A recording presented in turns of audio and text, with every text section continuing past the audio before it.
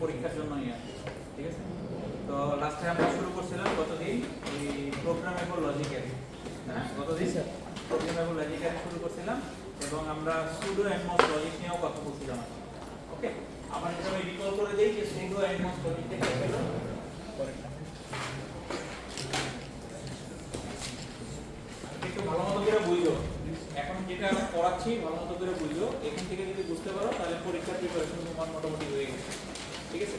এবং যা পড়াচ্ছি এখান থেকে পরীক্ষা কিছু না কিছু থাকে। সুডো এনমস লজিকের কনসেপ্টটা কি ছিল? কনসেপ্টটা ছিল হচ্ছে পুল ডাউন নেটওয়ার্ক, তার উপরে হচ্ছে কি আমাদের একটা PMOS এবং এটাকে গ্রাউন্ড করা ছিল।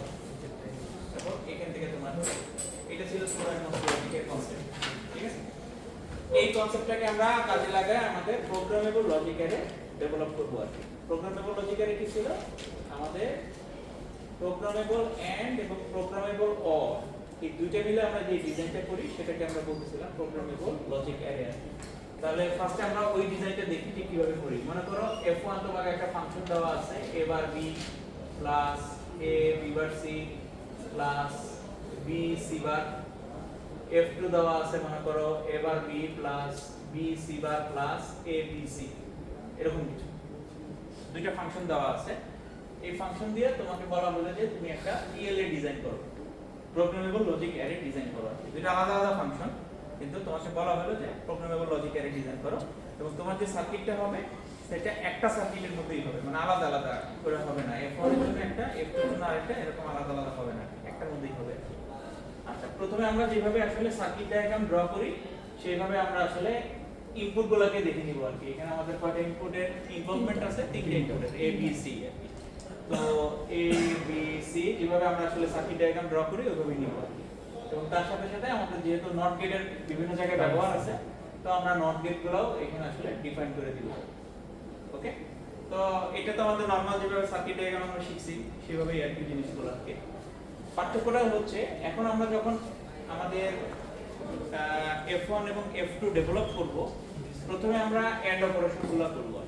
কারণ দেখো তুমি f1 যদি ডেভেলপ করতে চাও তাহলে তোমাকে a বার b বানাইতে হবে, তারপরে a b বার c বানাইতে হবে, তারপরে b c বার বানাইতে হবে, তারপরে সেগুলোকে অর করতে হবে।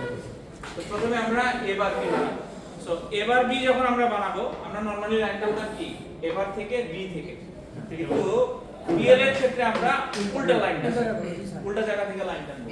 যেমন এটা নাম্বার হচ্ছে কি a থেকে আর এটা নাম্বার হচ্ছে কি b বার থেকে।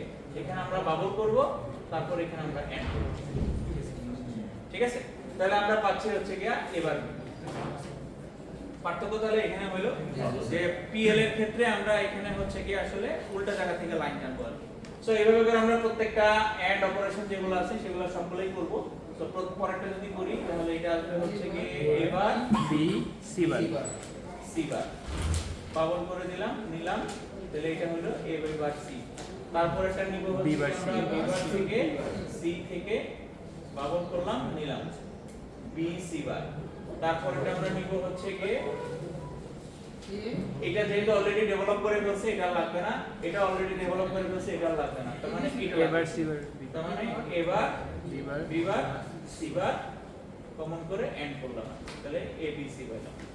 এটা আমরা শুরু করলাম হচ্ছে কি প্রোগ্রামেবল এন্ড এর কাজটা, এখন করতে হবে প্রোগ্রামেবল অর এর কাজটা। এখন আমি f1 f2 আলাদা আলাদা ডেভেলপ করব।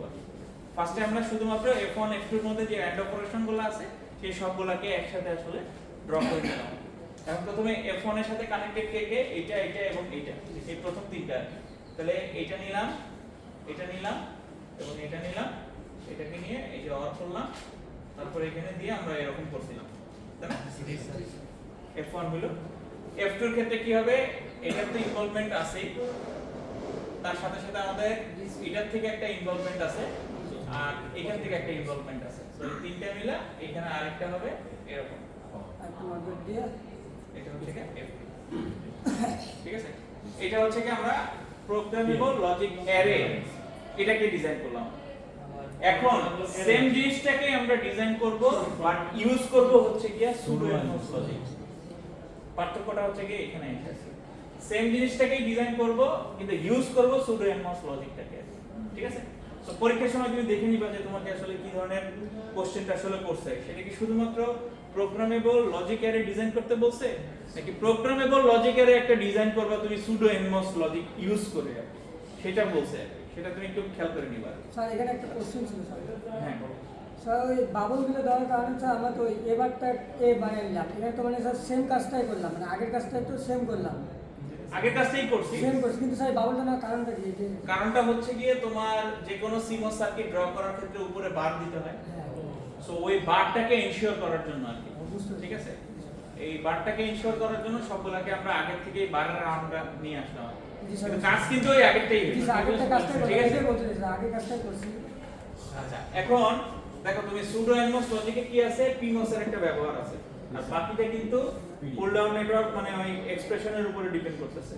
ওকে, তাহলে প্রথমে আমরা যেটা করব যে আমাদের যে কটা এন্ড অপারেশন আছে সুডো এনমস লজিকের ক্ষেত্রে, যে কটা এন্ড অপারেশন আছে, কটা আছে? 1 2 3 4, আমি এখানে 4টা পিমস নিব। কিভাবে?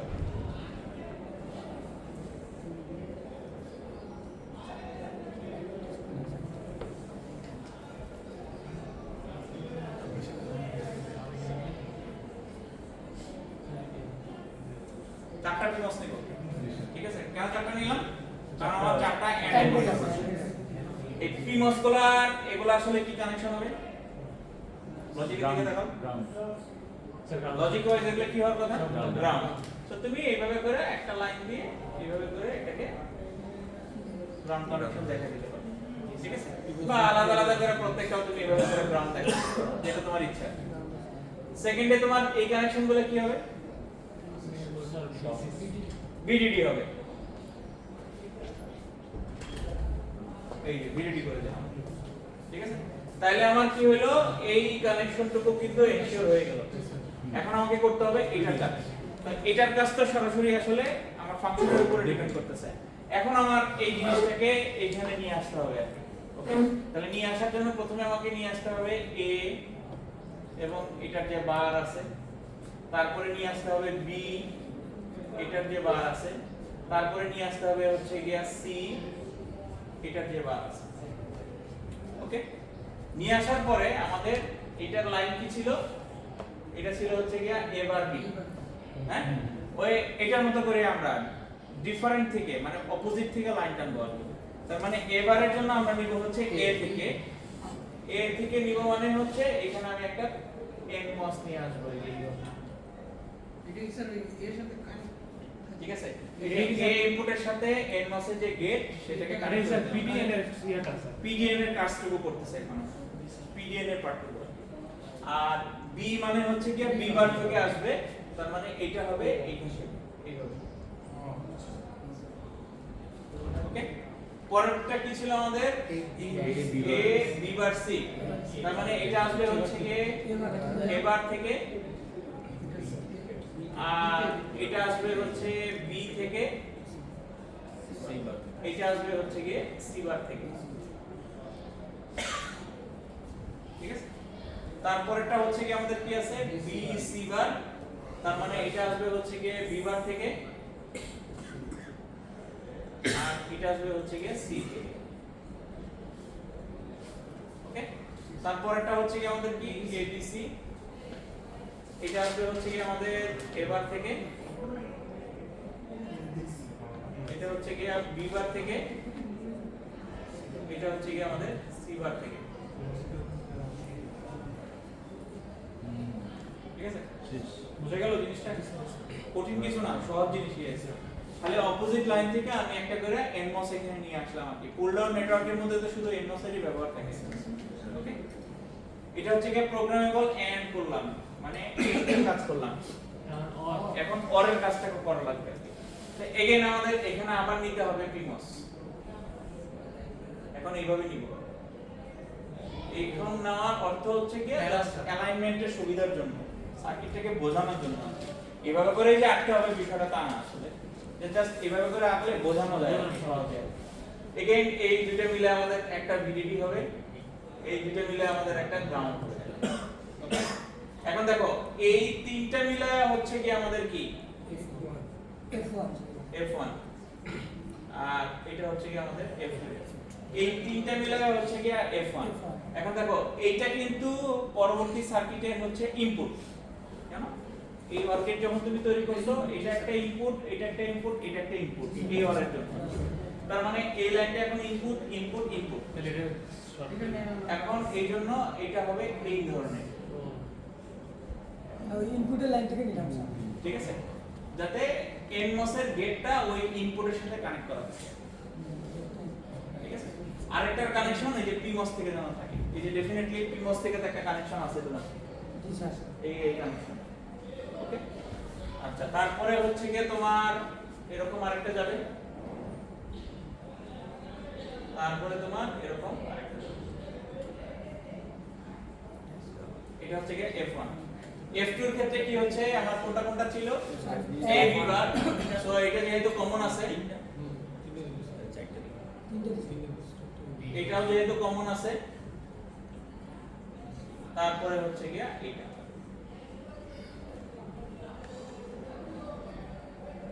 এই হচ্ছে গিয়া অনেকগুলো আবার শুধু NMOS লজিক দিয়ে আমি হচ্ছে প্রোগ্রামেবল লজিক অ্যারে ডিজাইন করলাম।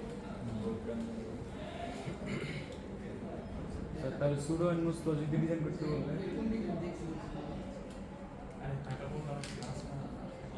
এগুলো তোমাদের অন্য কোনো কোর্সে করেছে কিনা আমি জানি না। না স্যার, করা গেছে। ফাইনে করছে। ও পেপারে দেখতে পারো।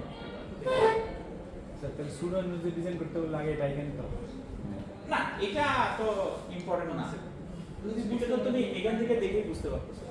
এটা হচ্ছে একটা আলাদা কোশ্চেন, তোমাকে যদি শুধু বলে যে ড্র এ PLA সার্কিট, তখন তুমি এটা ডিজাইন এইটুকু তো বুঝি স্যার। যদি তোমাকে বলে যে ড্র এ PLA circuit using pseudo NMOS logic, তাহলে অ্যান্সার করবে। ঠিক আছে, কিন্তু ওইটা থেকে স্যার ডিরেক্ট ওইটা আঁকানো যায়। হ্যাঁ আঁকা যাবে না কেন, তুমি আগে এখান থেকে দেখবে যে এন্ড অপারেশন কয়টা আছে, তিনটা। তাহলে সেই অনুযায়ী তুমি PMOS নিবে, এবং তারপরে তুমি লাইনগুলো টাকবা হচ্ছে কি অপোজিট থেকে। এবার তুমি রেডি করবে। আমরা তো এখান থেকে কিছু দেখি নাই আর কি, আমরা কিন্তু সরাসরি এখান থেকে ওইটা ড্র করব। আচ্ছা, এখন আমরা কিন্তু বেশ অনেকগুলো লজিক করছি, তাই না? বিষয় পরীক্ষায় তোমাকে মনে করো যে এইটা একটা দিয়ে দেওয়া হলো,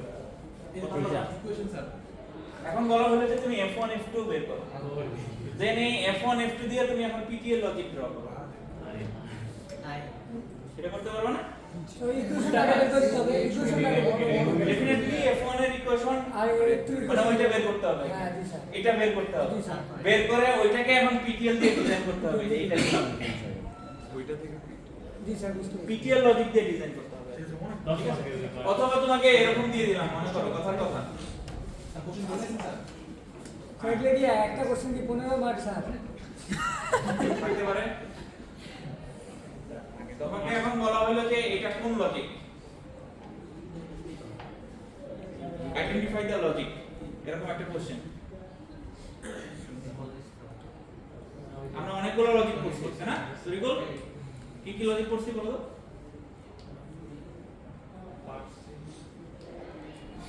আঁকা গেলে কেমন হবে?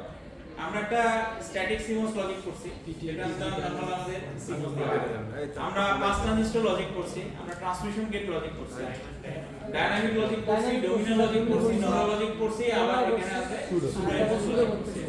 সো তার মধ্যে কোন লজিক দিয়ে এটা আসলে ড্র করা? স্যার ডাইনামিক তার মানে তোমার প্রত্যেকটা লজিক সম্পর্কে কিন্তু আইডিয়া থাকতে হবে ঠিকমতো, না থাকলে কিন্তু তুমি বুঝতে পারবে না। স্যার এটা স্যার, এটা লজিকে তোমার অবশ্যই আইডিয়া থাকতে হবে।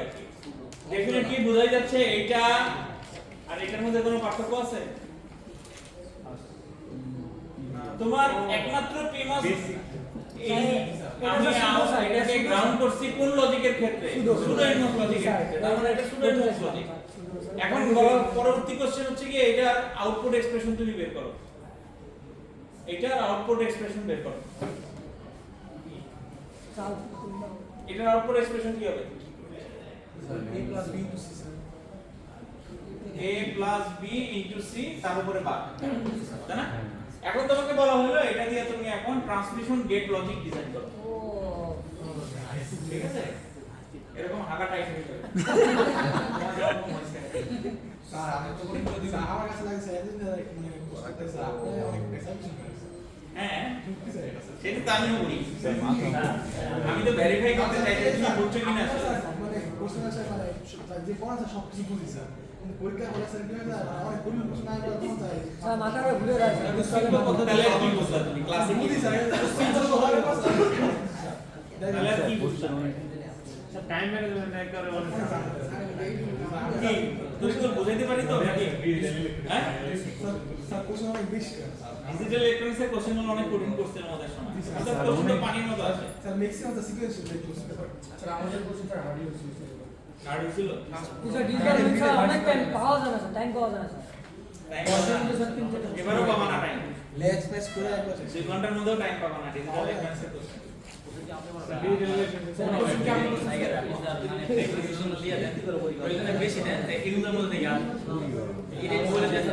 এইখানে এখন কি আমি তোমাকে এখন হাজার হাজার কোশ্চেন এখানে ডেভেলপ করা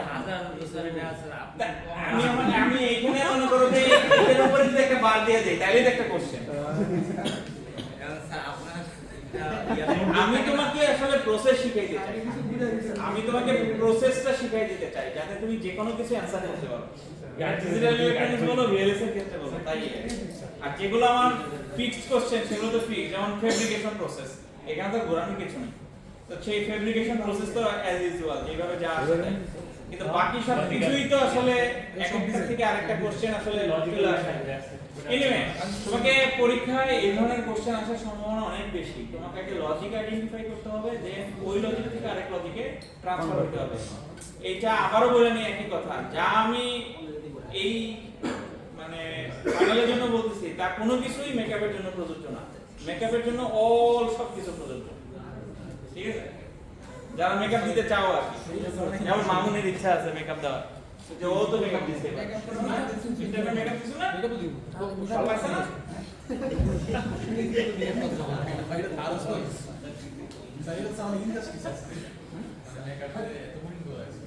মেকআপ তো রাখাই কঠিন করার বি এক্সক্লুসিভ সি, তাহলে তো তুমি ওখানে কোন থেকে আমি কি এটাকে এন্ড করব না অর করব, তুমি কিন্তু কনফিউশনে পড়ে যাবে।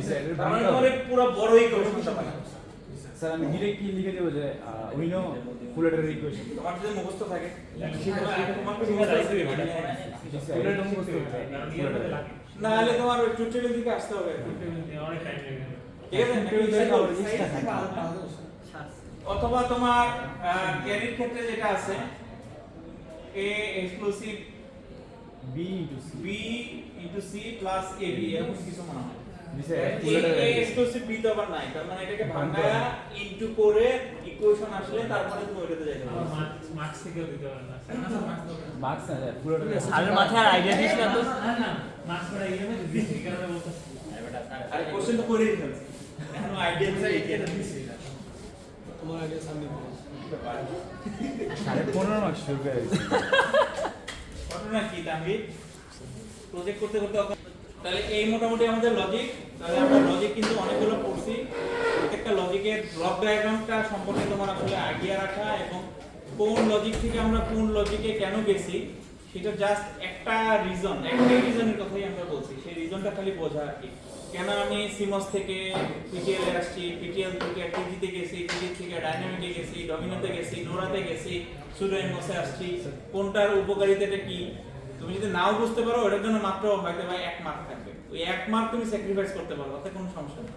কিন্তু 5 মার্কটা যেন তুমি অ্যানসার করে আসতে পারবে। তো তোমাদের কোশ্চেনে অবশ্যই যেহেতু লজিক অনেকগুলোর কথা বললাম, কিছু না কিছু কোশ্চেন তো অবশ্যই আছে, মানে 500% শিওর যে কোনো না কোনো লজিক দিয়ে কোশ্চেন আসে, ঠিক আছে? এটা তো অবশ্যই আসবে আর কি। তোমাকে পিটিএল লজিক ডিজাইন করতে বলতে পারি, তোমাকে ডাইনামিক লজিক ডিজাইন করতে পারি, তোমাকে কোনো একটা টাইমিং ডায়াগ্রাম দিয়ে বলতে পারি যে এটা ডাইনামিক লজিক দিয়ে তুমি এখন এটা প্রুফ করে দেখাও যে আউটপুট ইকুয়েশনটা কি আসতেছে আর কি, ঠিক আছে? বা এটাতে এই প্রবলেম হয়েছে, এখন তুমি ডোমিনো লজিক দিয়ে এটার আউটপুট এক্সপ্রেশন বের করে দেখাও বা টাইমিং ডায়াগ্রাম বের করে দেখাও, এই আর কি। তো স্পেসিফিক এখানে আসলে কোশ্চেন সাধারণত মতো কিছু নাই, থাকলে অবশ্যই দিতে স্যার হবে। এই পর্যন্ত তাহলে বেস্ট মানে ইয়ে কোনটা, মানে আমরা যতগুলো শিখছি ওগুলোর মধ্যে এগুলোর মধ্যে কিছু না কিছু না কিছু আছে। প্রত্যেকটার মধ্যেই কিছু না কিছু এখনো প্রবলেম আছে। স্যার এটা তো একটু কমপ্লেক্স হয়ে যায় ডিজাইন করতে। এটাও কমপ্লেক্স, হ্যাঁ এটা ডিজাইনে কমপ্লেক্স, কমপ্লেক্সিটি এটার মধ্যেও চলে আসে আর কি।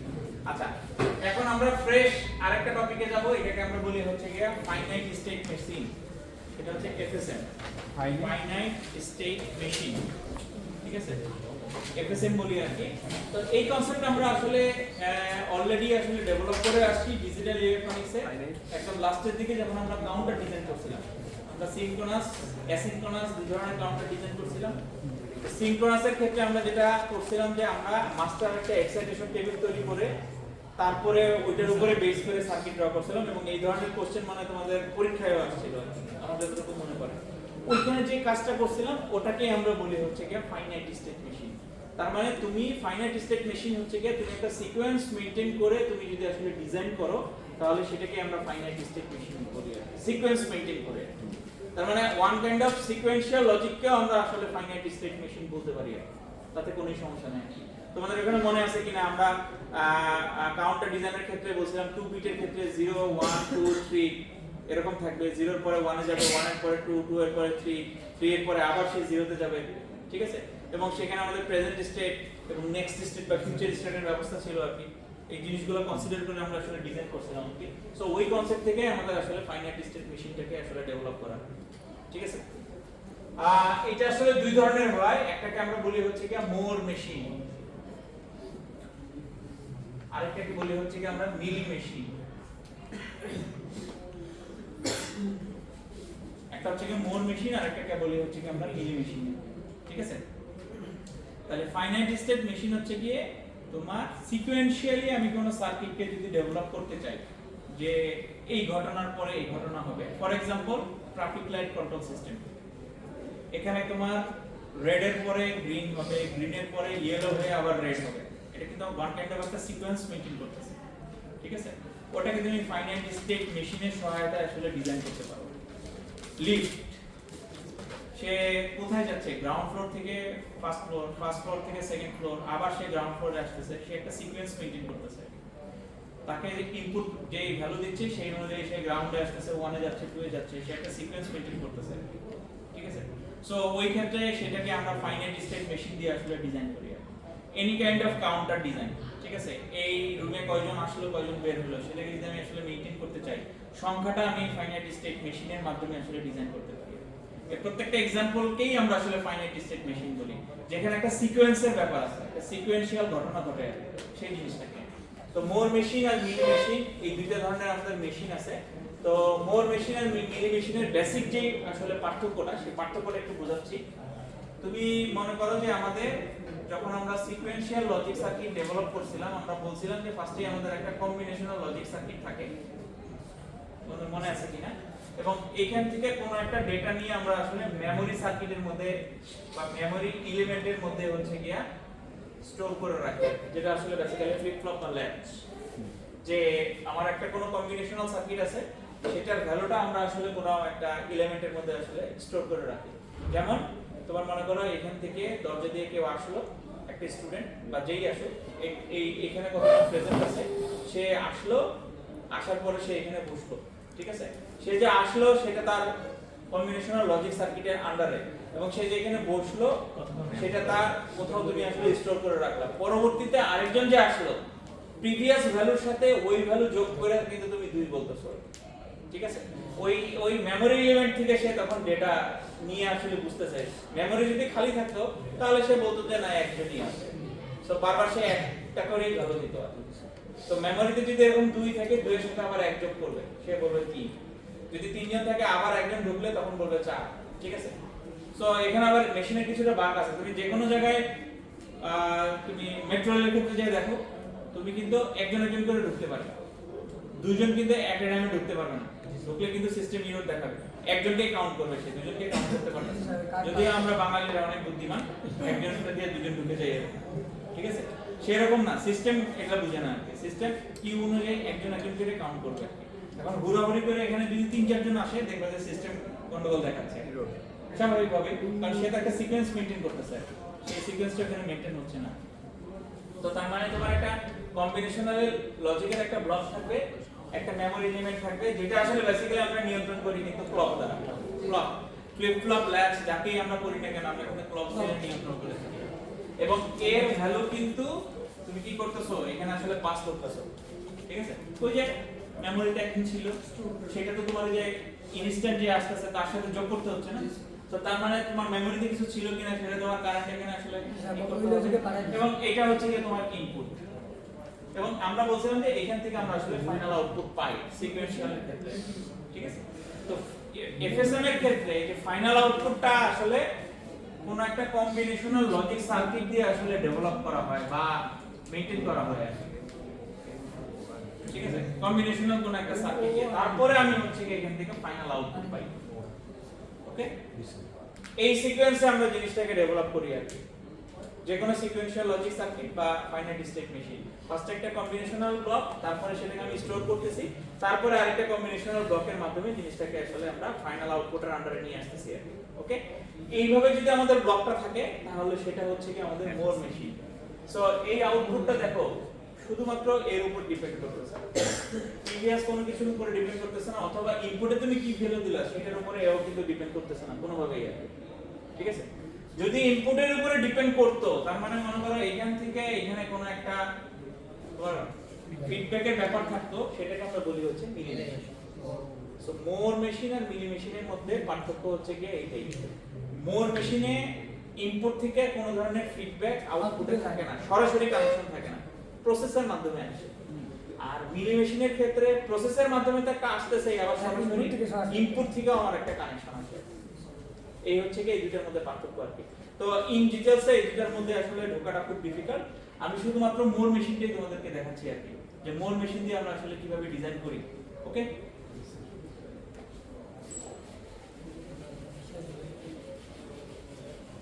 মনে করো আমাদের তিনটে স্টেট আছে, S0, S1, S2, এবং এগুলার আমরা আপাতত একটা স্টেট ভ্যালু দিয়ে দিলাম আর কি, 0 0 0 1 1 0।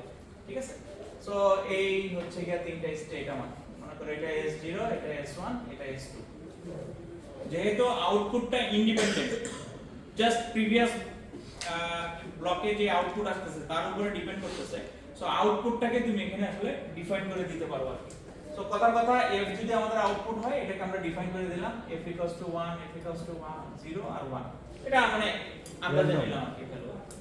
ঠিক আছে, আন্দাজে একদম ধরে নিলাম।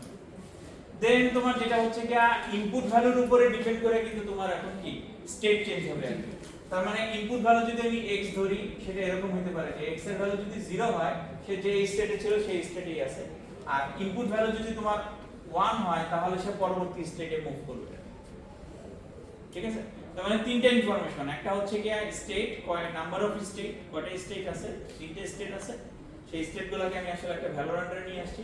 দেন প্রত্যেকটা স্টেটের এগেইনস্টে আসলে আউটপুট কি হতে পারে সেটার একটা প্রেডিকশন আমি এখানে আসলে আগে থেকে বলে দিলাম। ঠিক আছে, মানে ধরলাম যে আমি প্রথম অবস্থায় ক্লাসরুম পুরোটাই ফাঁকা, তারপরে এখান থেকে কাউন্টিং শুরু হলো। প্রথম অবস্থায় ধরে নিলাম যে টিচার এখানে আসলে প্রেজেন্ট আছে, যেমন তোমরা আইসাই আজকে দেখছো যে আমি এখানে ক্লাসে প্রেজেন্টই ছিলাম, আমি তো বের হয়ে যাইনি।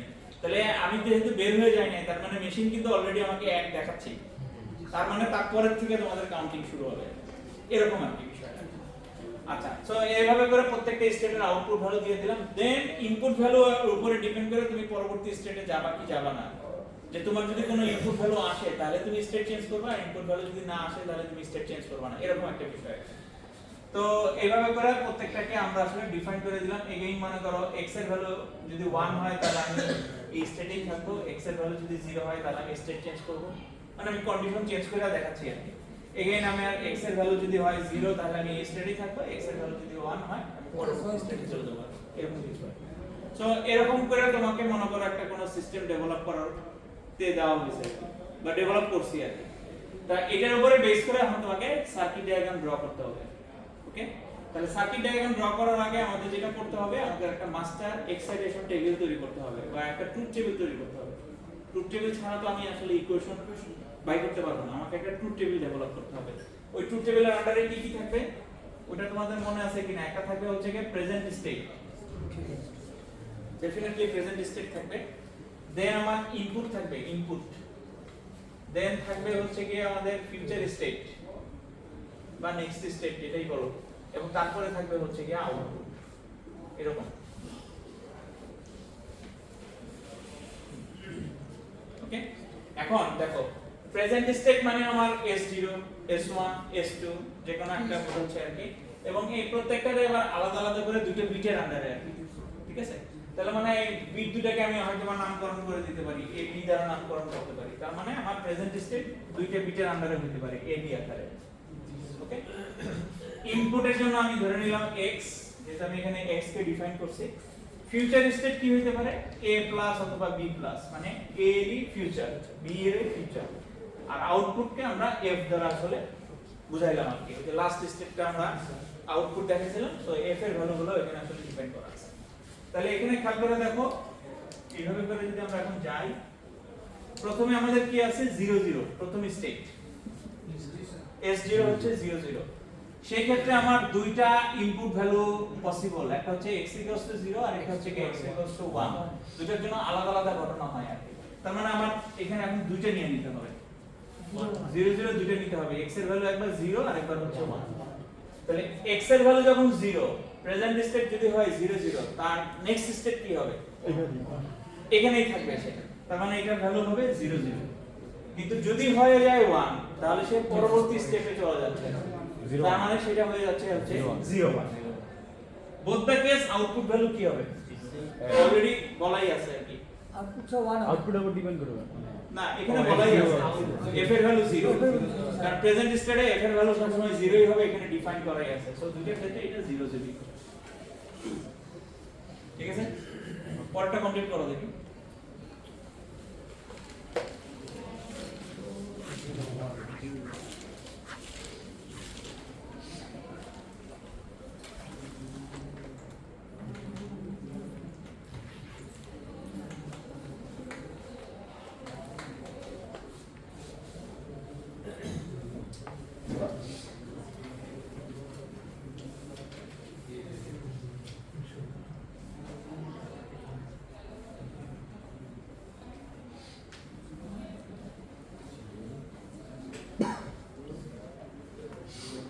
তাহলে পরবর্তী স্টেপ হবে হচ্ছে কি তোমার 0 1। তাহলে এগেইন 0 1 এর ক্ষেত্রেও দুই ঘটনাই আছে, x এর ভ্যালু 0, x এর ভ্যালু 1। তাহলে এখন তুমি দেখতেছো 0 1, তার মানে 0 1 মানে হচ্ছে কি S1 স্টেট। x এর ভ্যালু যদি 0 হয়, তাহলে সে আসলে পরবর্তী স্টেপে চলে যাচ্ছে, যেটার ভ্যালু হচ্ছে কি 1 0। আর যদি 0 1 অবস্থায় x এর ভ্যালু 1 থাকে, সে ওই স্টেটেই থাকবে, তার মানে এর ভ্যালু হচ্ছে কি 0 1। Both the case output value হচ্ছে 1। এই যে f 1 লেখা আছে, এই জন্য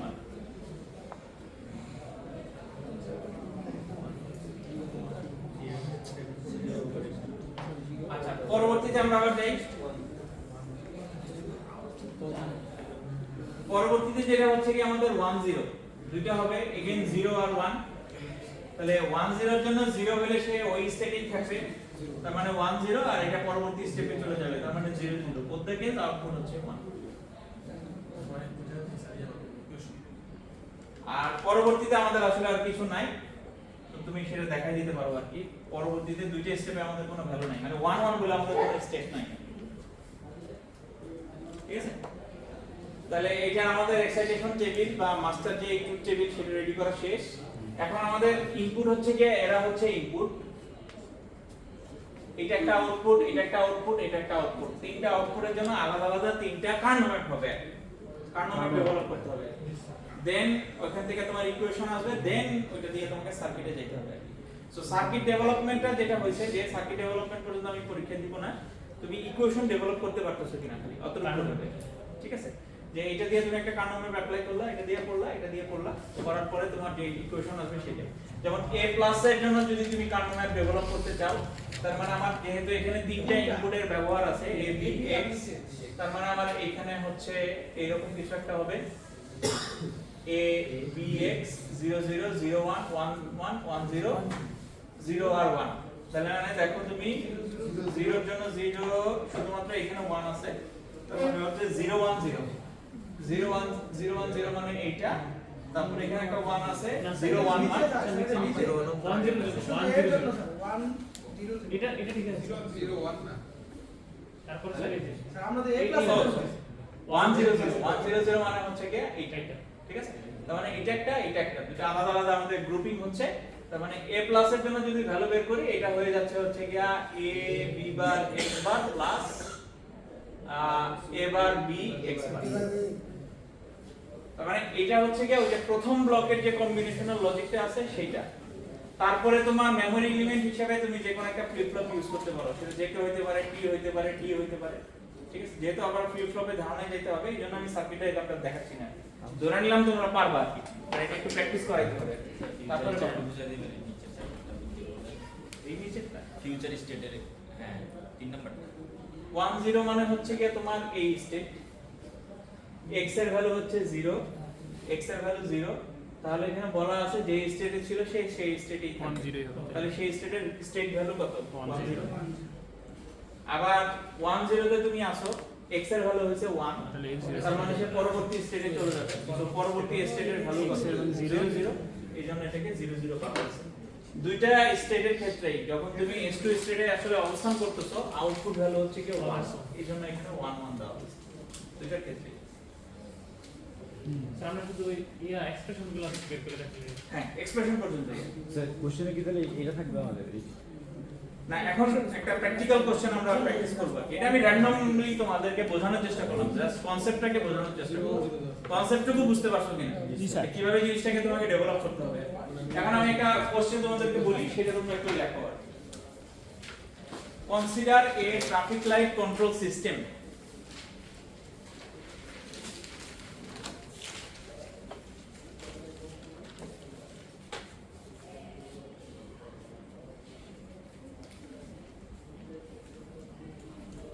Consider a traffic light control system where three colors are used. তুমি কি চশমা ডাক লাগাবো না? ওটা তো পাবা না, ওটা তো জীবনও পাবা না, চশমাটা তো চেঞ্জ করতে হবে। আর নাহলে একটা বুদ্ধি হচ্ছে গিয়ে ঘুষি দিয়ে ওর এক পাশেরটা খুলে ফেলো, তাহলে তখন দুইটা থেকে তো একটাই করতে হবে আর কি। আমারটা আবার ঘুষি দিতে আইসো না, আমারটা একদম ডিসকালার হয়ে গেছে। হ্যাঁ, আমারটা ওটা সেম। এতদিন দেখো না? Control system where three colors are used to control the system. To control the system. Colon দিয়ে red, green and yellow.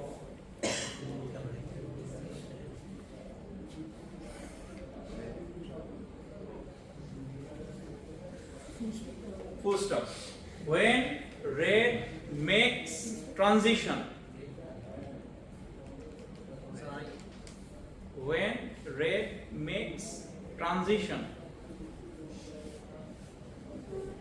it goes to green.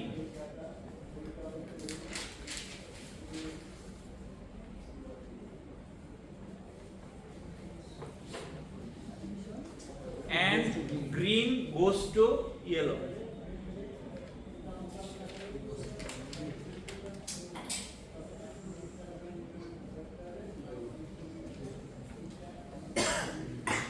Full stop. But no transition will make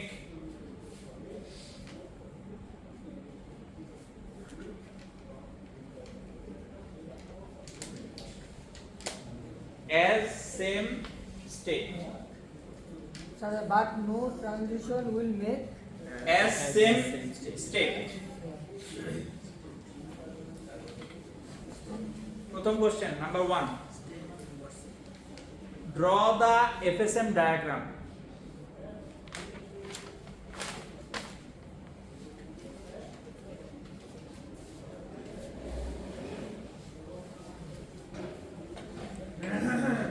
Number 2, select numbers to represent state and value. State and value. Number 3, write the truth table.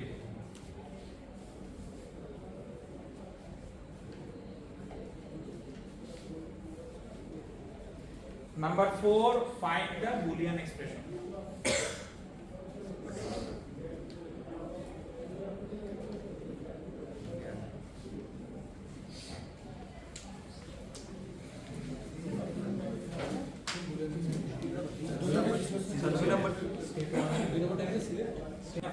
স্টেটের সাথে তো output connected কিছু না।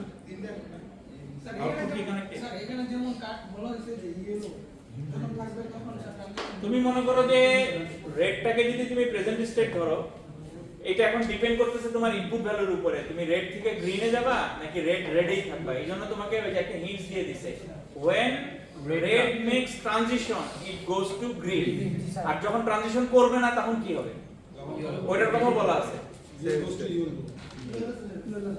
না না ওখানে লেখা same state, তার মানে রেড রেডেই থাকতেছে। তো এটা দিয়ে তুমি ওই যে x এর ভ্যালু বুঝতে পারবা, তোমার x এর ভ্যালুটা কি হচ্ছে। তাহলে দেখো এখন তোমার কাছে সব ইনফরমেশন ক্লিয়ার হয়ে গেছে। এখন দেখি বানাও, দেখি টেবিল বানাও, এগুলা করো। আগে নিজে একটু ট্রাই করো। সব দাও না, অথবা তুমি আর জি ওয়াই দিয়েও রিপ্রেজেন্ট করতে পারো, কোনো সমস্যা নাই। তাহলে রেড মানে হচ্ছে গিয়া তোমার 0 0, গ্রিন মানে হচ্ছে গিয়া তোমার 0 1, ইয়েলো মানে হচ্ছে গিয়া তোমার 1 0। এটা হচ্ছে গিয়া সেকেন্ড কোশ্চেনটার आंसर। ও সেকেন্ড আগে কোশ্চেন করতে হবে। সিলেক্ট করতেছো আর কি তুমি। একসাথে তোমার দুইটারই आंसर হয়ে যাবে। স্যার তিনটা হবে না 0 0 1 1 0 1 কেমন তিনটা হবে? স্যার ধরে তো তিনটে স্টেট না, তিনটে তিনটে স্টেটকে রিপ্রেজেন্ট করতে হলে তো তোমার দুই বিট দিয়ে রিপ্রেজেন্ট করতে হবে, মানে 0 1 2। তাহলে 2 কে রিপ্রেজেন্ট করার জন্য দুই বিট দরকার হয়।